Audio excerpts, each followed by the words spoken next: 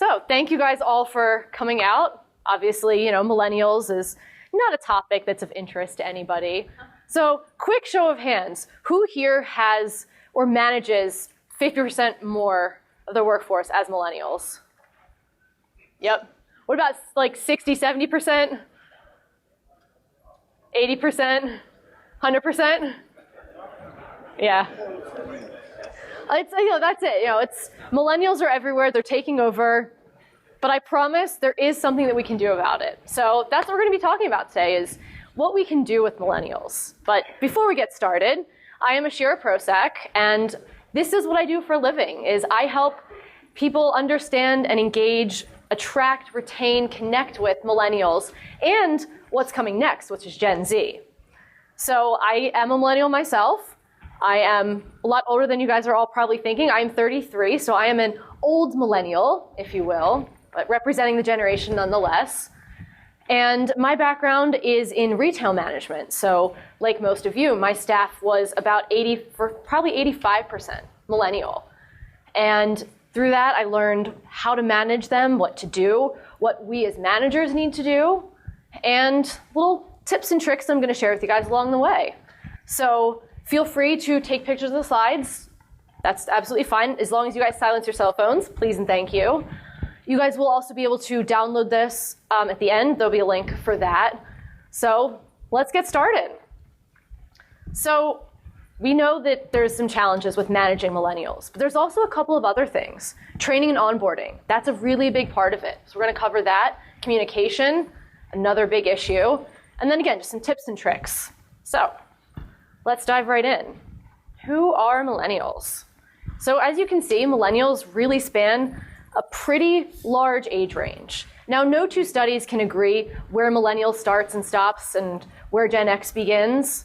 But for the purpose of this, we're going to go with the young millennial group that currently their age is 18 to 24. So that's the majority of the workforce right now that's really making the impact. You've got the older millennials, myself included, where we've been in the workforce for longer. So the challenges that are coming up are really more with that younger demographic. So that's what we're going to be talking a lot about today, is the younger half. So what do millennials want? Turns out, kind of the same thing that we all do. Respect. That's the number one thing. Millennials want respect. They crave that respect. One of the challenges is that, I know it comes up a lot, is this word entitlement. So sometimes it comes across that they feel that they deserve to be respected simply because you hired them and they're there. So we'll peel back some of those layers in a little bit. But other things, work environment, they want to be comfortable. They want to be able to come into work and not feel stressed, not feel threatened by any other employees, feel that they belong there, that they're a part of something. Growth and development is the number one requested priority from all millennials, and that spans the whole age range. They want to be able to learn. They want to grow. They want to be able to move up in positions. That ties right into learning new skills. That's how they grow. You have to teach them. They want to learn. That's a skill that millennials excel at, is learning, especially the younger ones who are still in school, still studying. Learning is simply what they do. So we have the opportunity to tap into that. Freedom and flexibility, there's only a certain level of that you can give, of course, depending on whether you're running a pizzeria, whether you're running a business that requires constant client contact. But there's still some level of freedom that can be had, regardless of what kind of business. And then last one, who wants to dread going to work every day? No one. Millennials simply voice that more. And when they dread going to work, they tend to quit. So really, what do we have listed here that we don't all want? Right? These are things that we all share. These are not unique just to millennials. They're simply vocal about it. So getting the most out of millennials is really two-parted. Tap into their strengths. Multitasking. Yes, there are studies that multitasking is bad for productivity and so on and so forth, But in the food service industry, multitasking is one of the most valuable skills. Millennials are built for that. Talking on the phone, helping a customer, doing something else, that simply comes naturally. That's a very, very valuable skill, and one that doesn't need to be taught. The fact that they love being challenged, that they're ambitious. Millennials are hungry. They want more. Tap into that. They aren't afraid to try new things. Throw a challenge at them. Say, all right, today you're going to be doing this position instead of your normal position, or you're going to shadow this person. They'll jump at the challenge, and that's going to start to engage them. They're going to say, okay, I'm not bored. Because, of course, boredom tends to be one of the things that millennials complain about the most. They may outright say, I'm bored, or they may show it in other ways by being on their phone more often or talking too much to their coworkers. There are ways that we can get around that. There's also things that we have to do to help fix some of these skill gaps that they have. We have to, first of all, identify what they are, and second of all, it's our responsibility as leaders, as managers, to figure out how to help them. And that ties right back into their strengths, learning, being challenged. And most importantly, it's up to every manager to be a role model. Team lead, whatever position you are, if you have people reporting to you, it's your job to model the behavior that you want to see. It's not always easy, and you're allowed to make mistakes. Doesn't mean you have to be perfect, but be that example so that they know what's expected. So let's jump right into the training and development part, because that's the first part of managing millennials. Your role has changed. Managers are teachers now. It's tough because as leaders, you're all wearing a million hats. So this isn't to say that you solely are responsible for training.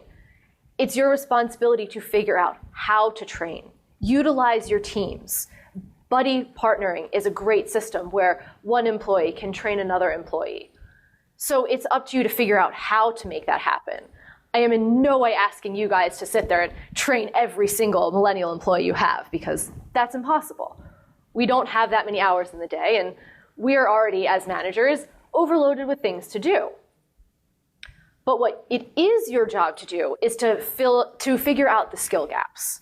Because as the leader, as a manager, you're the one that's going to see more of those skill gaps than, say, of course, their peers or even maybe a supervisor.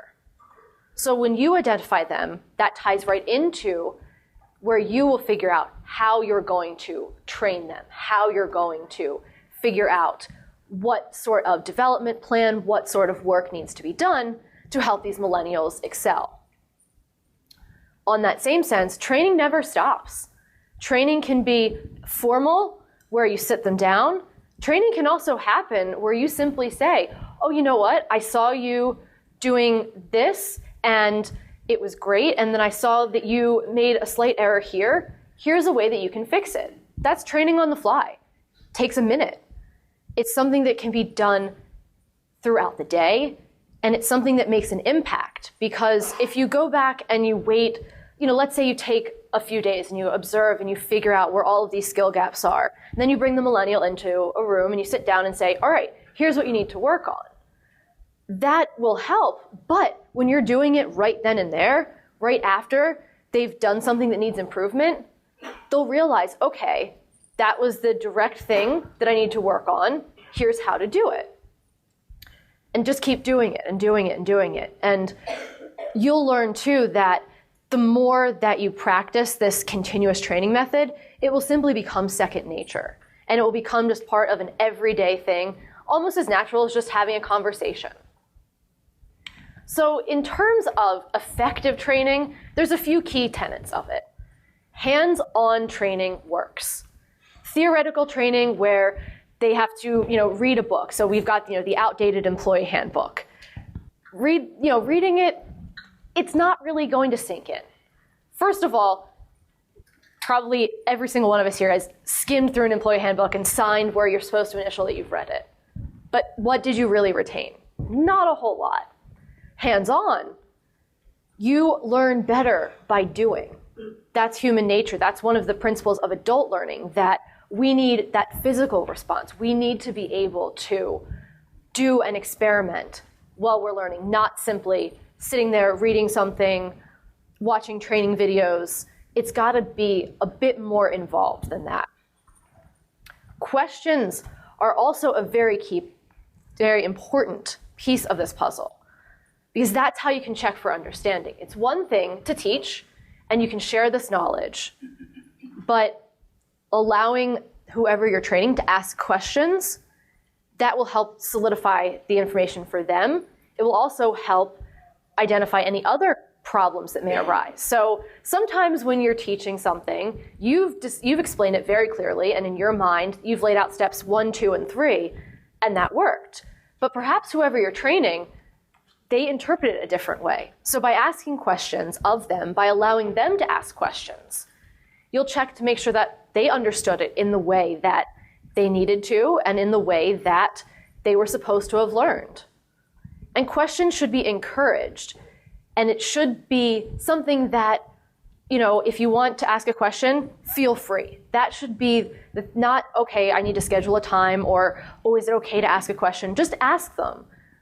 Because a lot of times what happens with millennials, because of the stereotypes, because the fact that millennials do have a pretty bad rap, they're almost afraid to ask the questions so that they seem less knowledgeable.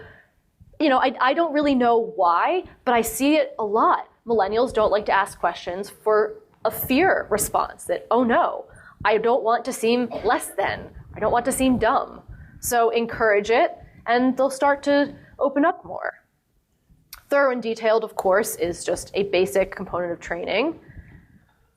But the other really important thing is that it can't be rushed.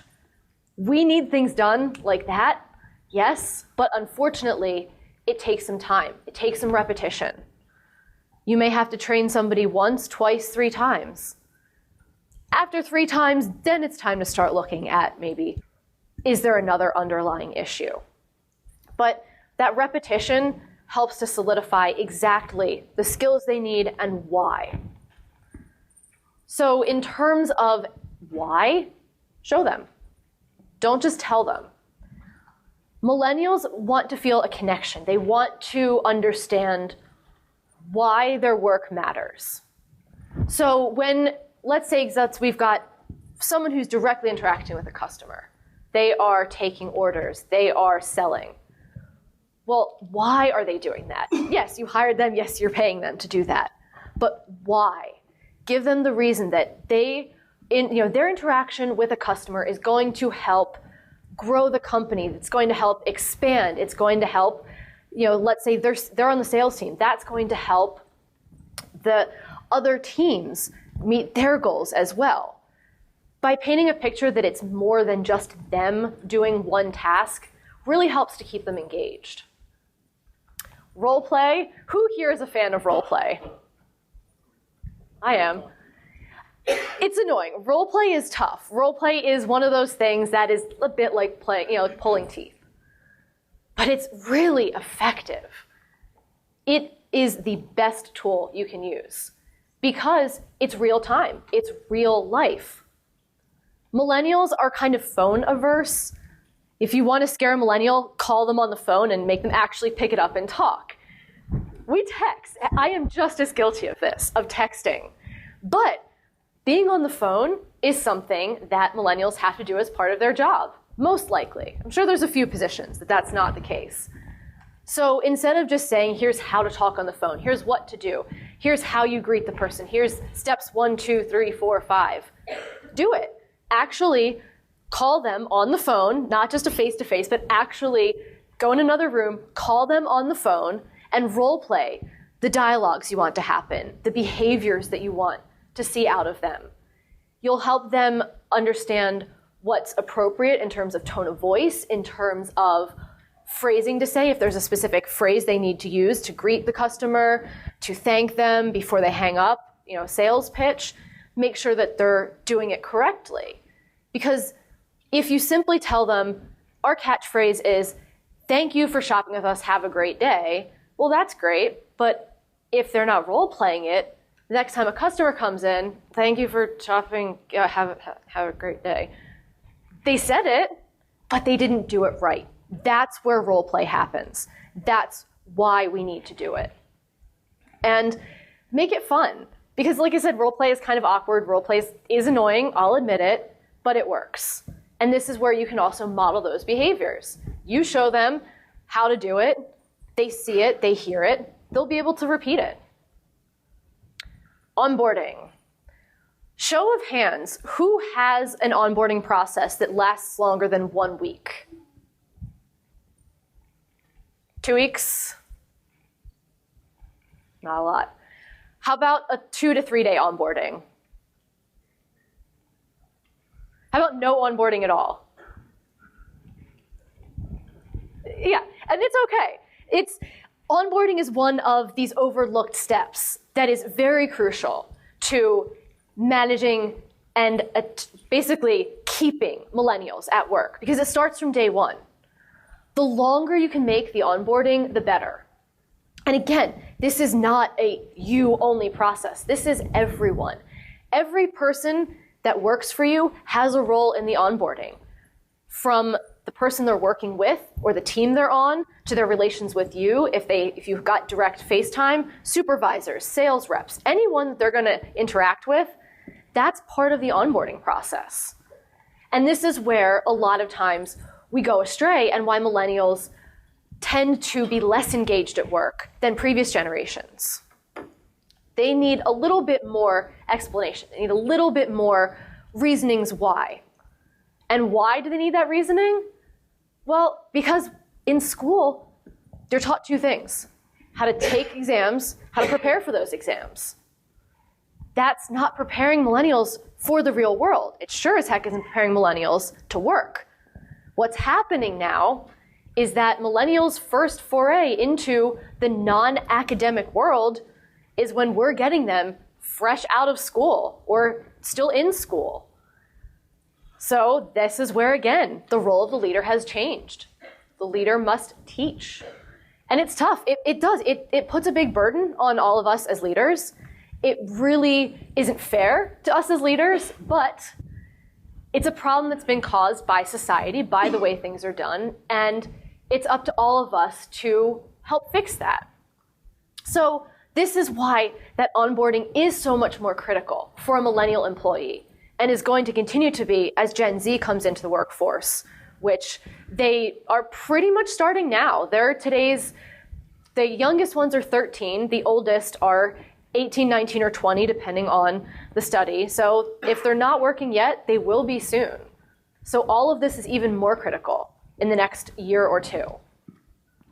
Another great part about onboarding is it's your way to show them what your company's all about. It's the way to get them excited. It's a way to engage them from day one. But if they're simply, say, put in a room, they've got videos to watch, the employee handbook to read, that's not going to give them the right impression of your company. And no one's company is that, to use the commonly coined term from millennials, this is boring. Because it is boring. Can you get rid of all the paperwork that has to happen? Probably not. That's fine. But the process should start, put them out on the floor, let them see what a job really looks like, and then intersperse the training. Videos are great. If you have them, use them. If you don't, you can even shoot your own videos.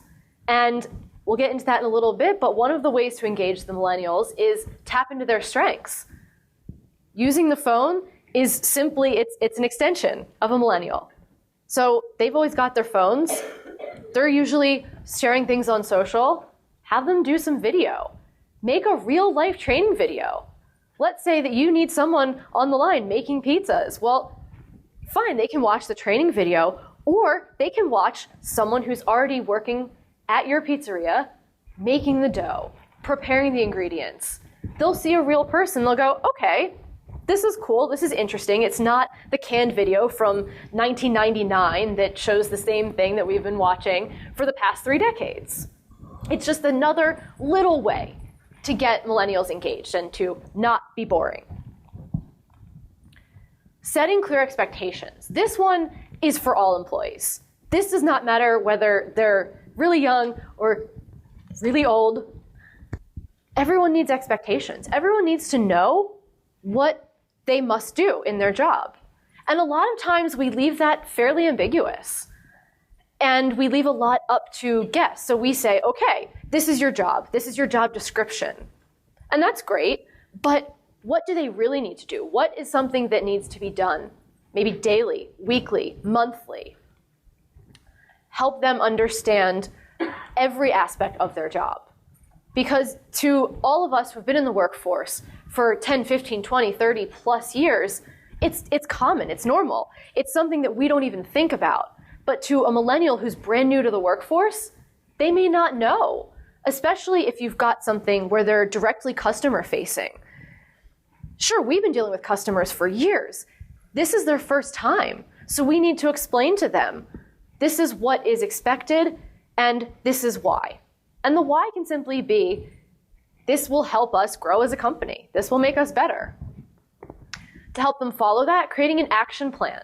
I'm a big fan of what I call a millennial chore chart. And it literally simply lays out what they must do each day. Whether that's a laundry list of tasks if they need to close the store. So there's going to be 10 things they need to do. Literally, make a checklist, print it out, put it someplace that is visible, or when they're new, what's great is that you actually give it to them and you have them check it off. Human psychology states we like checking off boxes. We feel a sense of accomplishment. It's super, super silly, but it works. And it helps them realize, okay, this is what I need to do.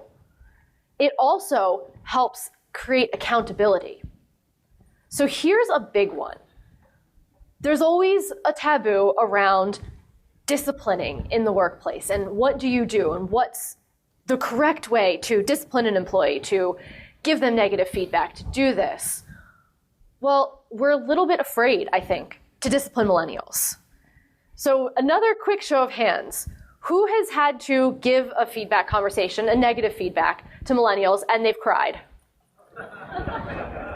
Yeah, exactly. This is why we're afraid to discipline millennials.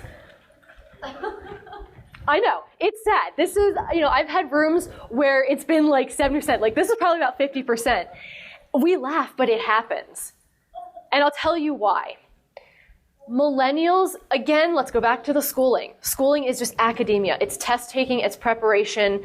It's very cut and dry. You literally know you're going to pass a test, fail a test, whatever. You get the grade, you get that feedback. That's great. Well, the real world is not like that. And when a millennial gets disciplined, the first thought is, oh my gosh, it's me personally. And we know it's not. Again, this goes to the difference of generations. Here's where the generational differences are very stark and very defined, that those of us that have been around for a while, we know that feedback and negative feedback is performance-based. It's not personal. Millennials tend to take it personally. They cannot separate themselves as employees from just being an employee doing the work.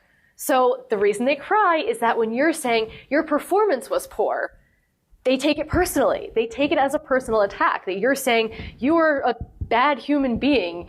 You are a bad person because you made a mistake. Right, it's as simple as that. And there's one really easy way to fix it. Simply tell them, this is not about you as a person. This is about how you are doing your job. State that as a disclaimer. They may still cry. I've done it and they've still cried, but it helps. And because feedback is going to keep happening and negative feedback will keep happening. The more they hear that, they'll start to realize, okay, I'm being criticized on what I'm doing, on my actions or my lack of actions, not my personality, not me as a person.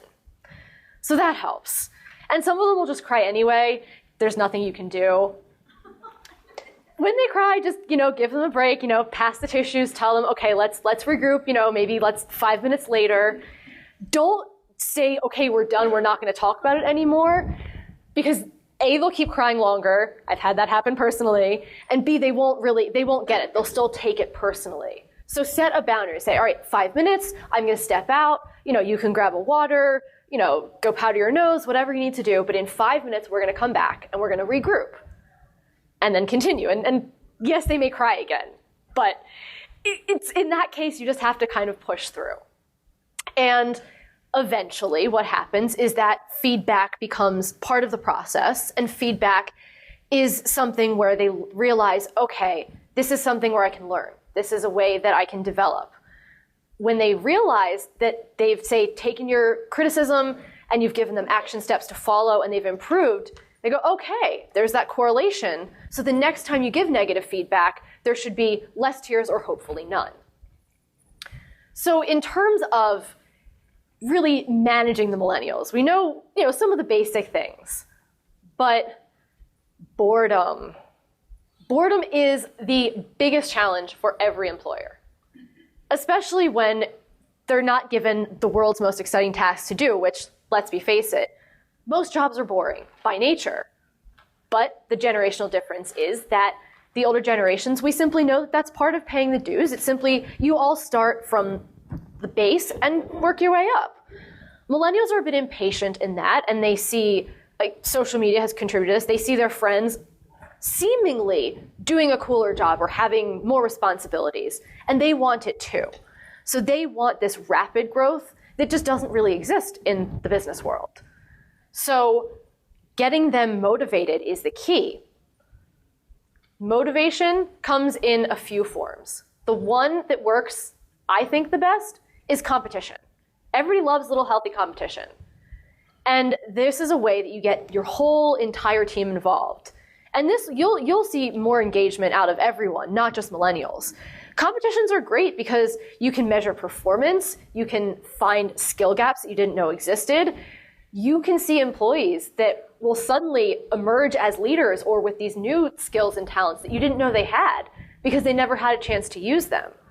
Competitions bring out both the best and the worst. And as managers, we need to see that because we can fix what's on the worst side and we can tap into what's on the good side. Utilize that. But again, back to setting expectations. A competition is great, but there has to be something that's expected from it. So you can't just say, all right, who can sell the most pizzas this week? Well, that's great, but what needs to be done? Like, why are we just selling a bunch of pizzas? How are you going to sell the pizzas? So say, we're going to have a competition to sell the most pizzas. Who can sell the most? This is a special slice we're making today. Whoever can sell the most is going to win a $10 Amazon gift card, something little. It can even be, it does not always have to be a financial reward. It can be that they pick their schedule within reason for the week. I've had that happen. Word to the wise, if you do something where they have, say, like schedule freedom, put some stipulations in that, because sometimes they'll be like, okay, I can't work the next 17 weekends. No. You say like, all right, you can pick within, you get from, March 10th until March 17th, you can pick your schedule, but, I still, you can't just be like, I'm only gonna do one shift and then I'm not gonna work the rest of the week. So give them some boundaries. But that's another thing that ties back into that wanting freedom. If you have the option to let them pick their schedule for a week and it's not going to be in any way detrimental to your business, that's a great little reward for a competition or to reward exceptional performance. Give them a perk. It doesn't really cost you anything, and it gives them a sense of pride, and it ties back into being that they feel a part of the company, that they feel valued. Having them do different jobs, performing different roles, that is a great thing to do. It's also great because that's a way to cross-train your entire team. Everyone can get a bit stagnant in their job. Just because they're the best at it doesn't mean they're not going to be great at something else, doesn't mean they shouldn't have the opportunity to do something else. So mix things up a little bit. Do buddy days where they shadow each other, and if you can, even have them maybe swap roles after that. You never know. A lot of what I'm talking about is going to be something you have to really think about. Will it work for your business? Because there is no magic wand solution that works for everyone and everything. You know your own limitations, so think about what will work or how you can implement one of these ideas, maybe at a smaller scale. But no matter what, let's make sure they're not bored by challenging them, by keeping them engaged and motivated. Make work fun. That's an easy way, right? But what is fun? What is fun to me may not be fun to any of you guys in the audience. Fun is personal, but there's some basic things that make a workplace fun. And that's back to one of the very first things we talked about. Everyone should feel like they fit in. Nobody wants to go to work and feel awkward. So part of that keeping a fun workplace is monitoring for conflicts between employees. This is sometimes will happen between an older, or not even necessarily older, but say an employee who's worked for 10 years versus a new employee who is just by default going to be a millennial. So let's say that millennial comes in, they want to have all these ideas, they want to change the world, but the 10-year veteran of the company saying, no, I've done it this way, it works, that's going to be a conflict. And for both of them, they may not feel comfortable. So it's up to us to figure out, okay, where is a conflict happening, first of all, and why? So is it a generational issue? Because we're very quick to say, okay, it's because this person's a millennial, this person is a Gen Xer, or this person's a baby boomer. But there's often a lot of conflict between millennials too. And this is something that we don't always stop to think about. There's a lot of factors at play. Again, this personal feeling, they may feel that the other person looked at them funny 2 Tuesdays ago, and now they don't like each other, even though it was a passing glance and it meant nothing. It's something that is really important to keep our eyes on and see and figure out where conflict happens. And that's not a generational thing. That's not, your typical conflict between a younger and an older generation. That's 2 millennials. That happens a lot. Happens with older workers too. But with the millennials, it's really easy to say, okay, you know what? Let's sit down and talk about it. That works. Making people talk face to face and say, okay, let's sit down. You serve as a mediator or your supervisor or someone sits there and facilitates the conversation. And this is relevant for conflict in general, is that you simply want to get down to the root of it and say, all right, what's causing this? Let's talk it out. And millennials are very open to doing that, which is great. That's a strength. They'll be willing. They'll sit there and go, you know what? Okay, well, that 2 Tuesdays ago, you blinked sideways at me and now I feel demeaned. And the other millennial will go, I didn't do that. And then they'll talk, and 5 minutes later, hopefully things will be back to normal. And that 5 minutes has saved you hundreds of hours, potentially, of conflict, of lost revenue from productivity being down and those employees not working well together. So it's a lot of little things like that. And in terms of rewarding performance, this is where millennials are labeled the participation trophy generation. For good reason, because they got a lot of trophies for showing up. And as a former competitive athlete, I think that's ridiculous. And that has created a huge problem. Because just showing up does not mean you get a ribbon or a trophy or a $5 gift card to whatever. But because they got those, and in school they were rewarded, they got a B, well, they got a blue ribbon instead of a gold ribbon, and they got a C, they got a white ribbon. They still got something. And then work happens, and, well, they're not rewarded for showing up. And unfortunately, that is an expectation that does ring very true to the stereotype. They do expect, high five. You showed up and did the bare minimum today. And that is one of, yeah. Please don't give them high fives for doing the bare minimum. It will only make the problem worse. I've seen that happen too. If they want it, don't give it to them. You just have to figure out ways to reward exceptional performance. So they sold a lot. They had a fantastic customer review where the customer wrote a paragraph about them. That's something that should be rewarded, but not monetarily. It should not be bestowed trophies and ribbons for that. A verbal recognition. Thanks for doing a great job goes a really long way. And surprisingly, everything old is new again. You really want to make a millennial's day, handwrite a thank you note. They love it because everything is digital now. Everything is on the phone. So this handwritten note, the fact that you took, 45 seconds to write that goes a long way. Silly little things, but I promise that one works. So skills. This is a big one. How many of you feel that the millennials that are working for you are severely lacking in skills? How about moderately lacking in skills? Yeah. This is something that we have to work at. But let's embrace the skills they do have. So let's step back for a moment from the fact that they're severely lacking, they're moderately lacking. What are they good at? And how does that tie into your business? So, social media, love it or hate it, we need it for business. It's something that we have to do. If you don't have a social media strategy, you need one. And guess what? You've got a bunch of people who are pretty darn good at social media working for you.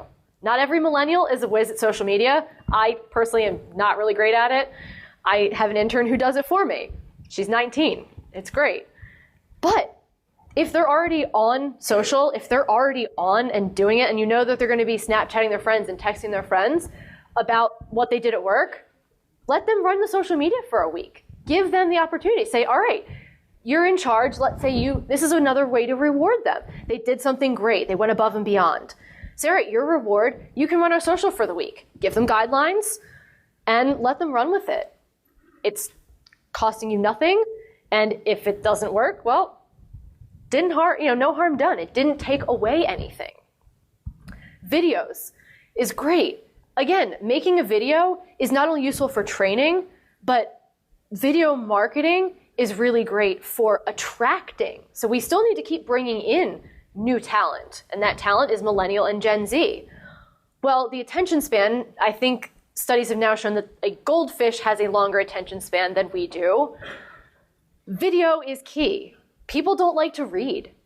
And especially studies have shown with millennials and now Gen Z, video is king.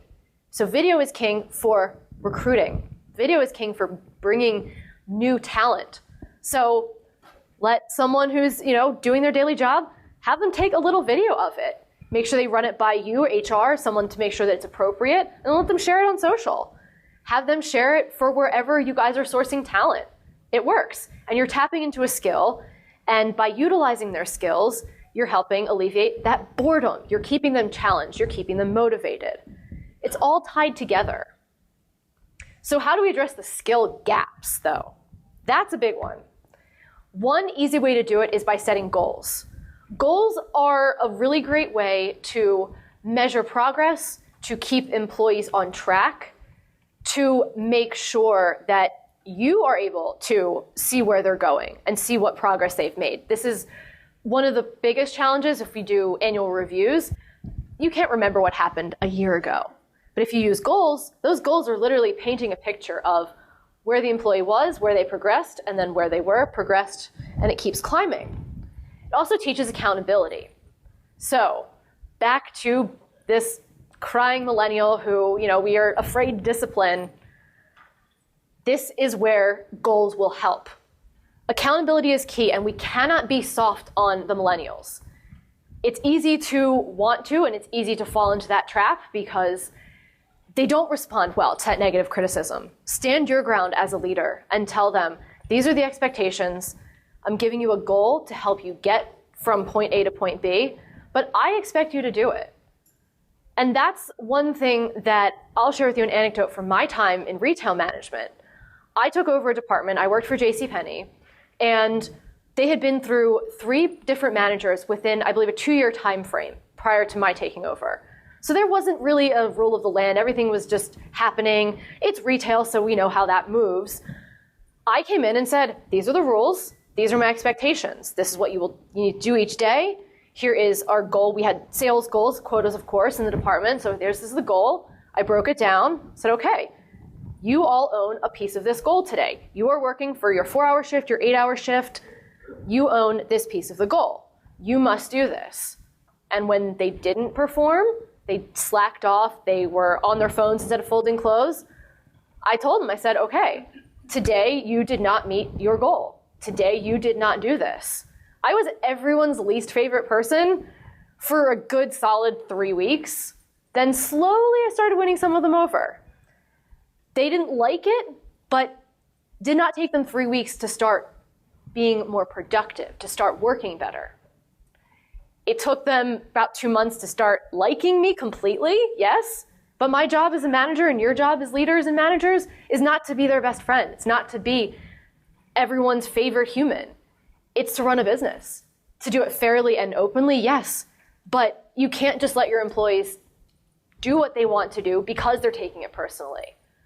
So within 1 month, my team was much more consistently doing what they needed to do. And no, not 100% of the time. Like, this is not a rosy picture where suddenly everyone was this miraculous like robot that did everything. Absolutely not. They still made mistakes. They still slacked off. They still whined and cried a couple times. But they learned because I held them accountable, because I said, you have a goal, and it's literally, I wrote it on a piece of paper and taped it to our cash wraps, said, this is what I expect you to do, whether it was sales, whether it was a cleaning regimen, whether it was folding clothes the right way. They could see physically right there whether they met the goal or didn't. And because I kept telling them whether they did or didn't, they eventually realized, okay, Ashira is not personally attacking me. Ashira simply is making us do our job. And they fell into line and they started working more. And a lot of other problems lessened a bit from that because they learned that when they come to work, my expectations are they put in the work. They do what they need to do. So baby steps, and like I said, it did take time, and I was, very ill-liked for a few weeks, but I didn't let that bother me because I knew that in order to get them doing what they needed to do, I had to be that, in a way, an iron fist at first. I set the tone. I was that role model that said, I work, and the other big factor in the equation was that I worked too. I was down there on that sales floor, folding clothes, helping customers, cleaning out the fitting rooms. And by showing them that I was willing to not simply sit in my office and write emails all day long, to get down there and do the work with them, that really helped too. They said, okay, if the boss is doing it, okay, I guess it's something we have to do. So that hands-on, that putting yourself basically in their shoes helps them see that, okay, this is something that needs to be done, and there's no ifs, ands, or buts about it. Goals help that and help really, again, I think my biggest point with the goals is just that it's something that you can literally tell them, yes, you did it, or no, you didn't, and there's no gray area. You either met the goal or you didn't. There's no disputing that. So they will understand that it's a, in that case, it becomes a more black and white. Now, how we respond to those goals, how we tell them they didn't do it or they did, is very important. It's this feedback point. Who here is comfortable giving negative feedback? Good. Who here hates giving negative feedback? Yep. And that's fine. Feedback is something we have to do. You don't have to love it to be good at it. There's a pretty basic formula to feedback. There's one thing to avoid. It is called a feedback sandwich, where you compliment them, give them their critique, and then compliment them again. 2 reasons it doesn't work. 1, we remember the last thing we heard more strongly than anything else. They're going to go, oh, okay, positive, that's what I heard last. Also, 2 positives outweigh 1 negative in the mind of the everly optimistic millennial. So it doesn't work. Please avoid that. There are studies that disagree with me. I beg of you, no feedback sandwiches. Be straightforward and be honest. Get to the point, because they need to know what needs to be improved. That's the point. When you bring someone in to give them a performance assessment, to give them a critique, they know what's coming. They know you're not going to sit there and say, yay, everything's sunshine and roses. So rather than beating around the bush and trying to butter them up, if you will, be honest and direct.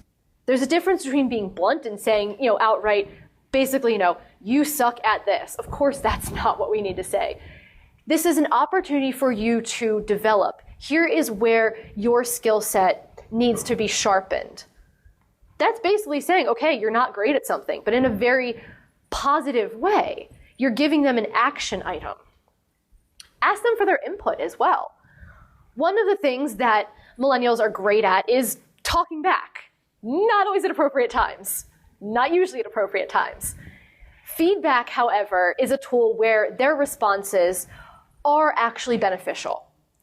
Not all of them, but let them share their ideas. Let them share what's on their mind. It will help them process what you're telling them. It will allow them to ask a question if they need to and start to process it in a way that they'll digest what you said in the way that you wanted to say it. And in that same sense, solicit feedback from them. Let them critique you every now and then. Hey, what do you think about this new, whatever. Let's say you're rolling out a new flavor or you're selling a new product. What do you think about it? You don't have to do anything with their responses. It's not that you're not saying, okay, if you don't like it, we're never going to sell this again, but you're asking for their input. And that makes them feel part of it. It satisfies that need to express themselves, and it's giving them an appropriate time and forum for it. And the other thing to make sure is to not simply talk at them with the feedback. You shouldn't just run a monologue for 5 minutes, running down everything they need to do. Allow some pauses and breaks. Let them ask a question. Prompt them. Say, do you have any questions? What can I do to help you fix this issue? They'll be involved. They'll feel less threatened. Goal is less tears. I know. I know the funny thing with the crying millennials is that I never believed it until I gave my first performance review to an 18-year-old, and it was 24 minutes of crying. I timed it. Yeah. 24 minutes. That's the record to any and all of the performance reviews that I've given. I think the shortest was about 2 minutes, but yeah, 24 minutes. I actually started the stopwatch on my phone because I was curious. It just didn't stop. It was, I don't know, it's something. So, yeah. So if you ever feel bad about that, just remember that I sat there, and for me, I didn't really know what to do. This was like one of the first, this is not the first negative one I'd given, but it was the first one where someone cried. I just kind of sat there and kept passing tissues, and then eventually I was just like, I'm gonna take a phone call, I'll be back, and yeah, it's awkward. So every time you feel bad, think about me sitting there twiddling my thumbs for 15 minutes. But last but not least, here we have millennials in their natural habitat. So let me give you a little brief history about the phone and millennials. It is an appendage. It is part of the millennial's body. It's like cutting off an arm at the elbow if you take away the phone. It's a serious offense. Do it anyway. Do it anyway. We'll come back to the phones. But before, the phone, and now a cell phone is of course not a phone that we talk on. It's a phone that we text. It's a phone that we communicate by sending each other videos, by downloading memes, and I guess whatever, hieroglyphics. Is this the modern day version? Maybe so. But that's how they communicate. So kind of tap into that. This is a really big one, let's say for scheduling. When you need to schedule millennials, do yourself a favor, just shoot them a quick text. Don't bother calling them. Don't leave a voicemail. I did a survey as a senior class in high school. I think it was about 50 students total. I said, okay, who here uses voicemail? Of course, nobody. Sorry, who here has voicemail set up on your phone? 3 of them out of about 50 of these students. These are, they're 17, even have voicemail activated on their phone. And one of them was like, I don't know, my mom did it or something. So they don't bother with voicemails. They will almost always go unanswered. Just send them a quick text. Same thing with email even. Email isn't, it's not, so Facebook, if you didn't already know, is for old people. So only old people use Facebook. I'm old. But yes, with the millennials, they don't do that. And they also really don't use email. It's Slack or some other messenger. If you have an internal messaging system, use it. That's how you'll get to them. And I'm guilty of it. I don't like to talk on the phone either. My friends all know, don't call me, text me. I talk to clients and I talk to literally 3 people. Otherwise, it's all by text. So it's the way that communication has evolved. And it's also changing the way that we communicate with one another. Because millennials are so used to communicating like this, it doesn't necessarily come easily to them to speak to someone face to face. So we have to help them. Again, if they're at a customer-facing role, that's a big deal. And no millennial is going to come up and say, hey, I don't really feel comfortable talking to people. That's embarrassing. That's a personal thing. No one wants to say, I'm kind of bad at this, or this is awkward for me. So help them do it. Again, we go back to this modeling the behavior, giving them a framework, role-playing, all of that. Multitasking, like I mentioned before, tap into it. Obviously there is a time and a place for phones. Work is not one of them, but know the boundaries. Let's say they're constantly on their phones. Figure out why. Some of the time it can be they're following up on a lead, they're searching for information, they're researching.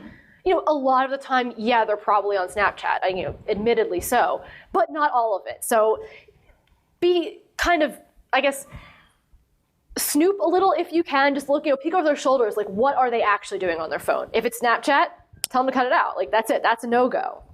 If they are looking up leads or trying to find a phone number, the phone is just easier for them to use than a computer. The computer may be in front of them, but they're still on their phone. So be mindful of that. And think about, what rules you need. When can they use their phones? When can they not? Is there an environment that is absolute zero tolerance for phones? Or is there a time that, maybe they are allowed to have it? You be the judge of that one. So, time to lose the phone. Like I said, it's cutting off an arm. So it's a thing. It's really tough, but it's doable. Make those clear rules. Post them so that nobody can say, oh, I forgot, because that's the biggest thing with the phones. And they're very creative. I worked in retail with clothing. They would literally have their phone in the rack in between the shirts. And they're on the phone, and I'd come and they pretend like they're doing stuff. So they'll get creative. And I give them actually a lot of props for it. And I always told them, this is where I made it fun. I said, if you can successfully hide your phone, using it on the floor or some places I haven't thought of, I'll give you a $20 gift card. Nobody ever got the $20 gift card. I'm pretty crafty when it comes to sneakiness too. But they were good. It was crazy. So I made a phone jail. It was a clear plastic box. On it I wrote phone jail. And part of the rules that I had established for when and where, because on the sales floor there was a zero tolerance, no cell phones on the floor. No, it doesn't matter. 0 phones. So they had 3 chances. The first one was a warning. The second one was a much sterner warning. And the third one was I walked up and I held out the box and I said, okay, phone jail for the rest of your shift or until your break. And, did it go over well at first? No, it was like you literally would have thought I removed their limbs. But it worked. And they learned that 3 strikes they were out. And by the third time I'd come around, I didn't have to say anything. They literally just took their phone, put it in the box and went, sorry, Or what would happen was interesting, not something I had planned. The employees actually kind of looked out for each other. Not tattletale, but they knew that I was strict about it. They knew that phones were a no-go. So, if I've given 2 warnings and I was nearby but didn't see it when they had the third time, they'd say, you know what, they call it phone jail, and I'd come around with the box. So it was, in a way, the kind of this peer accountability, which was an interesting progression of it. But it worked, and as they didn't love putting away their phones, but it almost became a game. So it worked, and it's a way. It does not break any kind of HR rules. You have to give them, if they're on a break, they're allowed to get their phone back. Yes, that's when you break the rules. But not, if your rules are no phones, then putting a phone in phone jail does not break any kind of employment, any kind of HR laws. I worked in HR. It's fully sanctioned. So you have my full permission to do this. And it works. It really does work because phones are a problem. We know this. And the only way to get a phone out of someone's hand is literally remove it in a place where they can't get it. So I want to know, we've got a few minutes left. What can I help you with? What are some burning questions? Oh, there you go. So for me, I guess we're weird because our generation, we were motivated by this weird thing called money. Yep. So that was what made us hustle and do the thing. For me to try and translate to my kids about the harder you work, the faster you work, the more money you make, is not the motivator. And Yeah. I can't fathom that. That's where the disconnect lies with me. So I've done everything from competitions to I'm the kind of GM that I'm out there on the floor just like them busing this and the other. Yep. I can't understand where the disconnect, where they can't take a sense of what's going on with the ship, the aloofness, and no sense of urgency drives me nuts. That's a tough one. So, the being motivated by money. Yes, as an older millennial myself, yes, please pay me. I am very motivated by money. You pay me more money, I will do a lot more things. Pay me less money, I do less. Very simple math. I agree. The disconnect is that you've tried all these things and they're not getting it. I don't have a solid answer for that because and again, this is definitely that younger, and this is what we're seeing a lot with Gen Z. I can tell you the reasoning behind certainly why they're not motivated by money. The younger generation, like the youngest of millennials and Gen Z, they just don't have the same expenses as we do. When you're 22, you're not usually renting anything. You don't have, you're not a family yet necessarily. You don't have expenses other than like, hey, I want to go out and, eat or drink, so I need a few $100. So they're not intrinsically motivated by money because at that stage of life, they don't need it. This passion is something we're seeing, like they want passion. And I don't really know what passion particularly means to them other than they want to feel something when they work. It's a very ambiguous, it's a very weird one. They want to be fulfilled in, I think, ways that all of us in older generations got out of putting in like work because we knew that it would lead to something. I think part of it is just that they've seen, perhaps they've had their, like older siblings have, struggled to find jobs, or they're drowning in hundreds of thousands of dollars of student loan debt. So maybe they're saying, money is stupid because whatever you're making money, but it's a weird one. I wish I had an answer. Maybe it's a nice, like gentle, like, shaking a couple of times, like, why are you like this? I don't know, try that. So for me, I have one particular millennial that works for me, and he is very strict with his schedule. He's like, I only want to work 20 hours. And the next week I want to work 25. The next week I want to work 16. Every week it changes. But if you're in a bind and you put it out there like, hey, I need to fill these shifts, he's the first one to fill it because it's on his terms. Right. So a lot of times it has to be on their terms on what they actually do. So if you make it seem like it's their idea, they're more apt to do a better job. Yes, that's a great point. Yeah, figure out a way. Yeah. Well, again, these are mind games, and these are it's kind of interesting. I do a lot of studying the psychological factors behind it, and these mind games. You tell them that it's their idea that they want to get extra hours, and suddenly it's great. And a way to kind of tap into that then is the purpose of wanting to help. Right. Is that you put it as like, I need your help to work that, the 25 hours a week means I need you're helping me by working 25 hours versus like, oh, I need you to come in for 25 hours. It's just that little shift.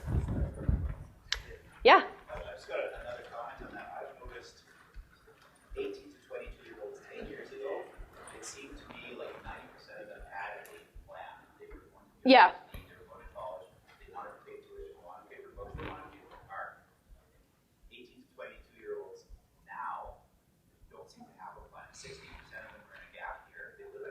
Yep.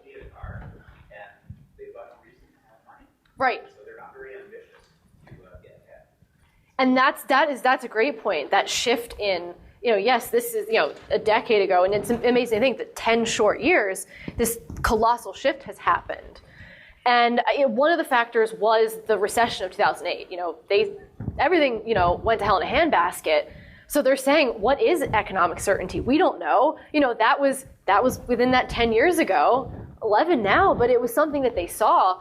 So they don't feel secure. So they're saying, I'm going to live in the moment. They're very, like today's youth, is very much about doing what's here and now. And if today this is what makes them happy, that's great. If it doesn't make them happy tomorrow, they're going to maybe quit and look for something else. And in no way is that sustainable. And what is going to happen, quote me on this one, is that in 2, 3, 4 years max, all of those ones that are literally following their bliss, being passionate, whatever, day-to-day life, are going to realize in 2, 3, 4 years, life costs a lot, I need something steady. And they're going to realize, I need that steady. I'm willing to put in the work. Now I'm willing to do what needs to be done. Yep.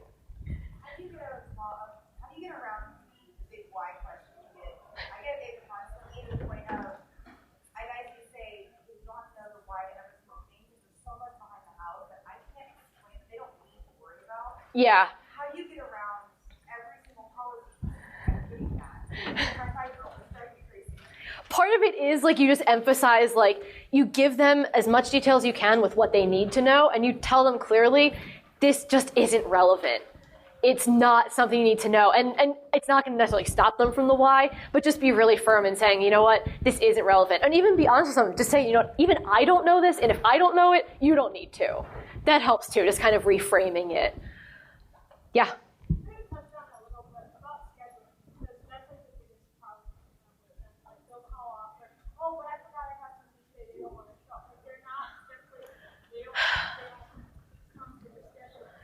And that's a big one.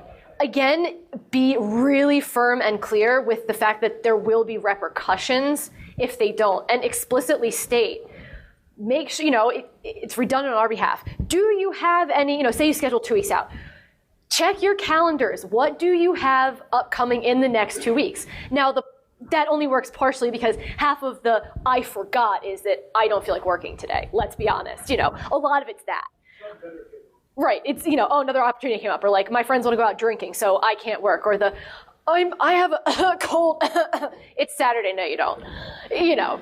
So with things like that, it's being strict, and you have to be, you know, it's tough to say, like, you know, that fire them, but you have to make it clear that if they keep pulling this BS that you and I both know you didn't forget, they're going to lose the job. And, you know, it's tough because you don't want to have that turnover, but if you have an employee that's truly that flaky, it's costing you more in labor and stress anyway than it will just to fire that person and bring somebody in. And just stick to your guns. I think that's part of the problem. So we're bending over backwards more. Trying all these strategies and they're not working. But we're still bending over backwards because we need a bot. Right. It's tough. And with that, and again, this is on an individual basis. I mean, I live in New York City. There is endless labor, but businesses still have shortages because people don't want to work. So this is a problem that's way bigger than all of us in this room. This is something that we have to figure out a way, and I believe that it starts in schools, in high schools, even in middle school, teaching these kids that work is something you have to do, that there's no shame or there's no embarrassment in working an hourly job, in doing this, in starting from the bottom. That's a problem that we've got to start building because, like I said, in New York City, there are still businesses that face talent shortages because nobody wants to do the darn jobs. Nobody wants to come in and do work that's work. They want to show up and be like, oh, I work at PwC, I work at Deloitte. That's great and that's cool, but there's other people that need to do other jobs, and you're not going to be able to work at PwC or Deloitte unless you go to school, get a job, get lucky. But to them, they're like, oh no, I'm going to hold out for the unicorn instead of taking the job that's right in front of them. Yeah.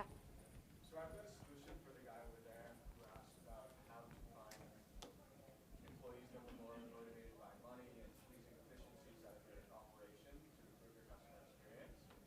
And I'm speaking as a kind of double agent. I'm 19, hired both millennials and Gen Z people. And my solution would be to screen for it in your hiring process and to screen for hunger specifically. Because if people have a reason why, like supporting their family or putting themselves through university, they're far more likely to want to earn more money and be more responsible and keep the job, the opportunity to provide them. Whereas if you don't quite ask why they want the job and it turns out to be something like fun for the weekend, which isn't quite as compelling a reason, they may be less motivated. So my advice would be to screen for why it is that they want the job in hiring the interviewing process and then hire the people that are the most hungry, because those people are the most intuitively compelled to make your business more efficient and make more money for you so that they can make more money as well. Can you talk to all of agree? I'm going to agree to disagree with you and I'll show you. Well, wait, one quick thing before you guys leave. I'm supposed to ask you guys, please fill out the form. So tell me if you like me or not. I want feedback, so I want honest feedback, please. I know participation trophies here. So if you can fill that out. And thank you all for coming. And I'll be around. So sorry to cut you off, but I had to make that announcement. Thank you.